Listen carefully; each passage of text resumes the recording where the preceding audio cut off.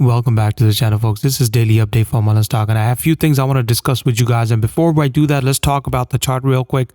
I released a video 3 days ago. I told you guys that I do see the stock moving up to 11 cents, and this is exactly what had happened today. The stock has moved up to 11 cents. The reason I'm able to predict these levels is because these levels are actually built throughout my videos that I've been making daily. And the reason I started making videos on this daily is because to keep a trend for my own sake, for my own trading and things like that. And of course, I want to help you guys as well. Not a financial advice, but something that you could use to make use of that, because these were not after the fact levels. These were actually good levels that were determined as the stock was moving in that direction. For example, right now, like if you see this level right here at 9 cents or so, the stock went on this level for a while now. And what this really means is this is a demand level, which means the stock wanted to go down, but it kept in, people kept in coming in and start buying more stock, and the stock kept getting pushed upward, right? So it went to 10 cents and now it crossing 10 cents and got to 11 cents, which means there's a lot more buyers of coming back at 10 cents level.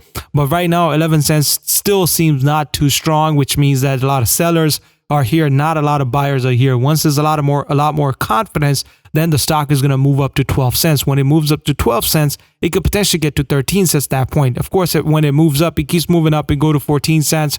It can move it up to 15 cents, 16 cents. There's a lot of heavy level I see on 21 cents and 22 cents.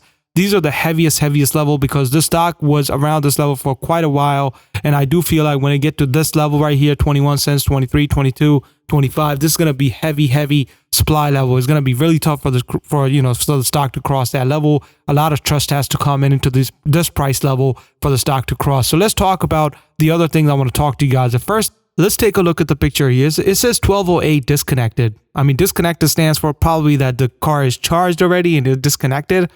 1208, what does that mean? That they have more than 1200 vans right now, and this is a 1208 van?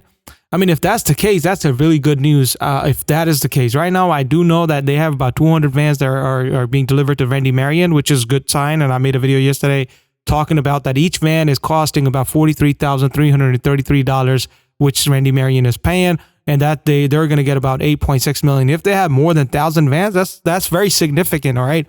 And the other question I see a lot of on my comment section, that people were saying they already received the $90 million on the D preferred stock warrants that David Mystery has signed for the amendment number 4. Well, they haven't received the money yet. They will get it on May 15th. So yes, that would be a very good thing for MULN, because MULN really need cash right now. And if they could get that 90 million, hopefully with no problems on May 15th, again, it's going to dilute the stock, but at the end of the day, they will get cash. At least we know the stock is not going to go bankrupt. It's not going to go to zero eventually. So the other thing, the significant news is that EPA reportedly planning to announce a significant limit on tailpipe emissions to boost electric vehicles adoption. So basically what they're trying to say is the new limit would require as much as 67% of new vehicles sold in U.S. by 2032 will be all electric cars. So this is, again, a good sign for the EVs overall. So if they're planning in another 9 years to go and have 67% to be electric vehicles, that means that we're looking at a very possibility of these stocks, which are